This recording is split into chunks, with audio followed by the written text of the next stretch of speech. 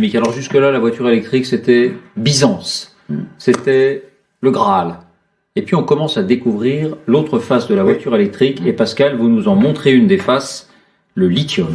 Oui, je voudrais vous emmener ce soir dans les arrière-cuisines de la voiture électrique, parce que vous avez raison, on l'a présentée comme extrêmement vertueuse, la voiture verte, au fond, la voiture parfaite, sans aucune externalité négative, sauf que il y a en effet d'abord le lithium que vous évoquez, et puis le cobalt. Le lithium, on voit à peu près ce que c'est. Alors on parle beaucoup du lithium. Le lithium, c'est un métal léger dont la propriété, quelle est sa propriété? Pourquoi est-ce qu'on utilise du lithium? Parce qu'il a la propriété de conserver l'énergie.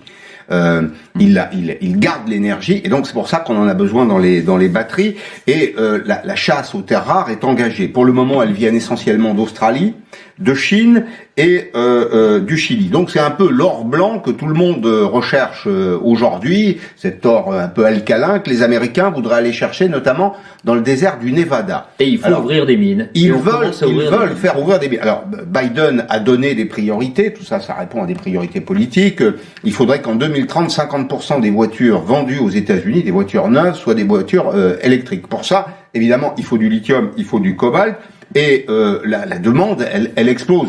L'Agence internationale d'énergie nous dit même qu'elle va être multipliée par 40. Vous vous rendez compte? 40 dans les 20 années qui viennent. Donc on est à Thacker Pass, dans le désert du Nevada, et une compagnie a déposé un projet pour creuser des excavations dans le sol, parce qu'on sait qu'il y a des réserves de lithium à cet endroit-là. Alors ça fait déjà partie de l'arrière-cuisine. 110 mètres de profondeur, 10 millions de litres d'eau par jour. 10 millions de litres d'eau par jour, 41 000 litres de gasoil jour. Pas très écolo non plus. Le lithium, il sort pas tout seul, faut aller le chercher. Donc, il y a de la mécanique derrière tout ça, et donc Biden a donné son feu vert. Il y a une deuxième image que je voudrais vous montrer qui me paraît encore plus terrible. Là, on n'est plus aux États-Unis, on est en Afrique. On est au Congo, on est dans la région des Grands Lacs. On quitte le lithium pour aller vers le cobalt. Le cobalt, on en a besoin aussi pour les batteries. Parce que, oui, on en a besoin. Il y a du cobalt et du lithium partout dans votre téléphone portable. Il y en a. Aujourd'hui, il y a une demande constante. Le monde connecté exige ces deux terres rares. Et regardez ces images. Moi, je les trouve absolument stupéfiantes. Je considère que c'est le prix de notre bonne conscience.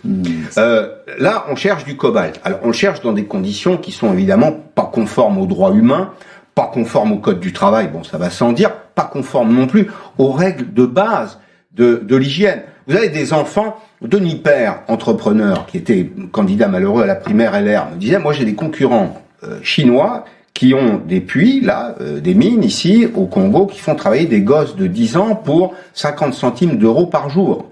50 centimes d'euros par jour. La matière première est ensuite transférée en Chine, dans des usines où il n'y a aucun droit syndical.